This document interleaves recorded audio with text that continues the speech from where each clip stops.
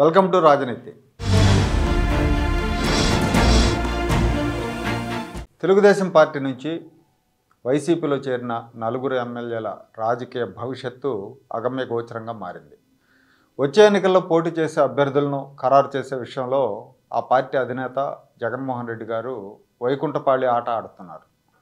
ప్రజాభిప్రాయం సర్వేల్లో వ్యతిరేకత పేరుతో కొంతమందిని ఎత్తేస్తున్నారు, మరికొందరిని వేరే స్థానాలకు వేరే జిల్లాలకు కూడా మార్చేస్తున్నారు.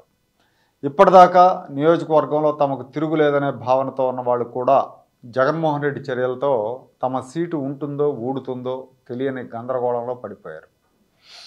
ఆనాడు తెలుగుదేశం నుంచి నలుగురు ఎమ్మెల్యేలు మద్దాళి గిరి, వల్లభనేని వంశీ, కరణం బలరాం, వాసుపల్లి గణేష్ వైసీపీలో చేరినప్పుడు జగన్మోహన్ రెడ్డి వాళ్ళని సాదరంగా ఆహ్వానించారు. వాళ్ళకు అన్ని విధాలుగా సహకరిస్తానని, వాళ్ళ నియోజకవర్గాల అభివృద్ధికి తోడ్పడతానని ఆయన మాటిచ్చారు. వాళ్ళు కూడా జనమంతా నమ్మినట్టుగానే జగన్మోహన్ రెడ్డి గారు మాటిస్తే తప్పడని నమ్మారు. కానీ ఇప్పుడు జగనన్న వాళ్ళకు చుక్కలు చూపిస్తున్నారు. ఇప్పటికే గుంటూరు వెస్ట్లో మద్దాళి గిరిని తప్పించి గుంటూరు మంత్రి విడదల రజనీని గుంటూరు వెస్ట్కి ఇన్ఛార్జిగా నియమించారు. గిరి సీఎంను కలిసి నా సంగతి ఏంటని అడిగితే మళ్ళీ గెలిచాక నీ సంగతి చూసుకుంటానని జగన్ చెప్పారు. దీంతో మద్దాళి గిరి సైలెంట్ అయిపోయారు. వైశ్య కులానికి చెందిన మద్దాళి గిరికి తొలిసారిగా తెలుగుదేశం పార్టీ 2014లో గుంటూరు తూర్పు నియోజకవర్గం టికెట్ ఇచ్చింది. అప్పుడు ఆయన ఓడిపోయారు ఆ ఎన్నికల్లో. ఆ తర్వాత 2019లో తూర్పు కాకుండా గుంటూరు పశ్చిమ టికెట్ ఇచ్చారు. పశ్చిమలో తెలుగుదేశం పార్టీ బాగా బలంగా ఉంటుంది, అక్కడ ఎవరు నిలబెట్టినా కూడా గెలిచే అవకాశాలు ఉంటాయి. అక్కడ గెలిచారు మద్దాళి గిరి గారు. గెలిచిన తర్వాత 6 నెలలకు ఆయన పార్టీ మారారు, వైసీపీలో చేరారు. ఇప్పుడు అక్కడ వైసీపీలో టికెట్ లేదని చెప్పడంతో దిక్కుతోచని స్థితిలో పడిపోయారు ఆయన. ఇక పక్కన కృష్ణా జిల్లా గన్నవరంలో వల్లభనేని వంశీది కూడా ఇదే పరిస్థితి. కాకపోతే గిరికి చెప్పినట్టుగా ఈయనకు టికెట్ లేదని ఇంకా చెప్పలేదు, వేరే ఇన్ఛార్జిని కూడా నియమించలేదు. కొంతకాలంగా వంశీ నియోజకవర్గంలో ఉండటం లేదు. వంశీ తీరు మీద జగన్ ఆగ్రహం వ్యక్తం చేసినట్టుగా ఇటీవల వార్తలు కూడా వచ్చాయి. ఈ నేపథ్యంలోనే పెనమలూరు ఎమ్మెల్యే పార్థసారథిని గన్నవరం నుంచి పోటీ చేయాలని జగన్మోహన్ రెడ్డి ఆయన కోరారు, పోటీ చేయమని. అయితే దీనికి పార్థసారథి అంగీకరించలేదు.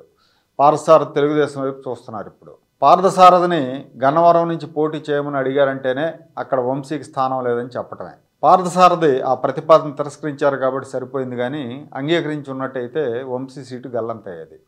ఇప్పుడు పార్థసారథి అక్కడ తిరస్కరించారు కాబట్టి గన్నవరంలో జగన్మోహన్ రెడ్డికి సన్నిహితుడైన దుట్ట రామచంద్రరావు కుమార్తెను ఇన్ఛార్జిగా ప్రకటించే ఆలోచనలో వైసీపీ అధిష్టానం ఉందని చెప్తున్నారు.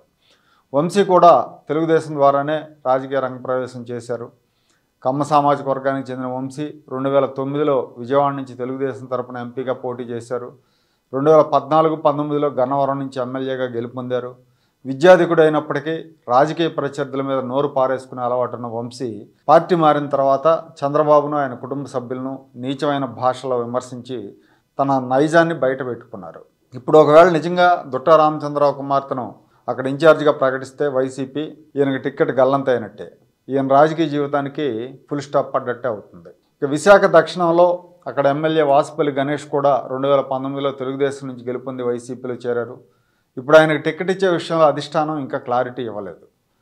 మత్స్యకార సామాజిక వర్గానికి చెందిన గణేష్కు స్థానికంగా ముందు నుంచి వైసీపీలో ఉన్న నాయకుల నుంచి సహాయ నిరాకరణ ఎదురవుతోంది. గణేష్కు టికెట్ ఇస్తే పార్టీ నుంచి వెళ్ళిపోతామని నియోజకవర్గం పరిధిలోకి వచ్చే మెజారిటీ కార్పొరేటర్లు హెచ్చరికలు జారీ చేస్తున్నారు. ఇప్పటికే బ్రాహ్మణ కార్పొరేషన్ చైర్మన్ సీతంరాజు సుధాకర్ పార్టీకి గుడ్ బై చెప్పారు. విశాఖ నగర వైసీపీ అధ్యక్షుడు కోలా గురువులు కూడా ఇక్కడి నుంచి టిక్కెట్ ఆశిస్తున్నారు. దీంతో ప్రస్తుతానికి వైసీపీ అధిష్టానం గణేష్ని గాలిలో పెట్టింది. ఇక రాష్ట్ర అసెంబ్లీలోనే సీనియర్ శాసనసభ్యుడైన కరణం బలరాం, ఈయన 1978లో తొలిసారిగా శాసనసభ్యుడిగా అద్దంకి నుంచి గెలుపొందారు.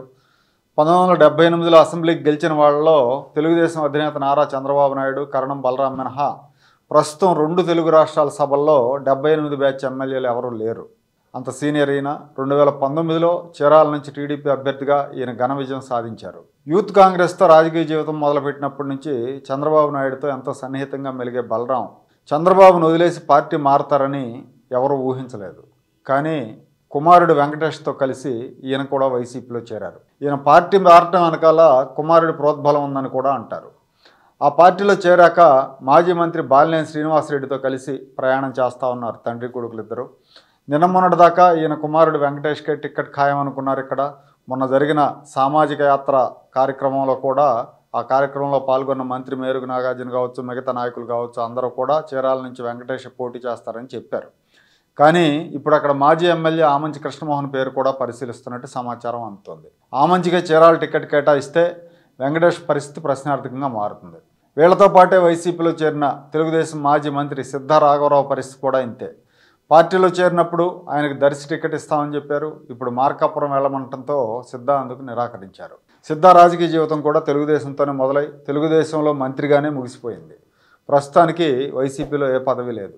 వీళ్ళు పోటీ చేద్దాం అనుకున్న దర్శిలో బూచేపల్లి శివప్రసాద్ రెడ్డిని వైసీపీ ఆల్రెడీ ఇన్ఛార్జిగా ప్రకటించేసింది. టీడీపీ నుంచి వైసీపీలో చేరిన వాళ్ళ పరిస్థితి ఎలా ఉంటే వైసీపీ నుంచి టీడీపీలో చేరిన వాళ్ళ పరిస్థితి ఎలా ఉందో ఒకసారి చూద్దాం.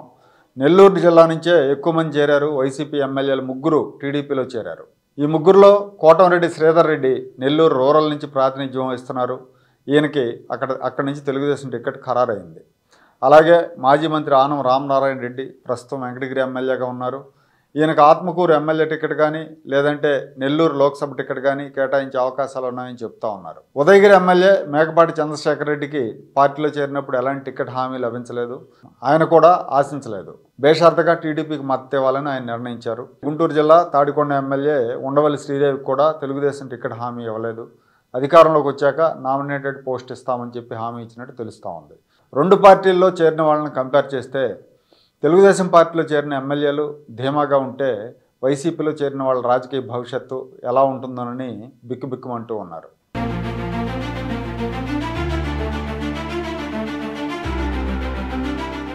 Like, share and subscribe to Rajaniti channel.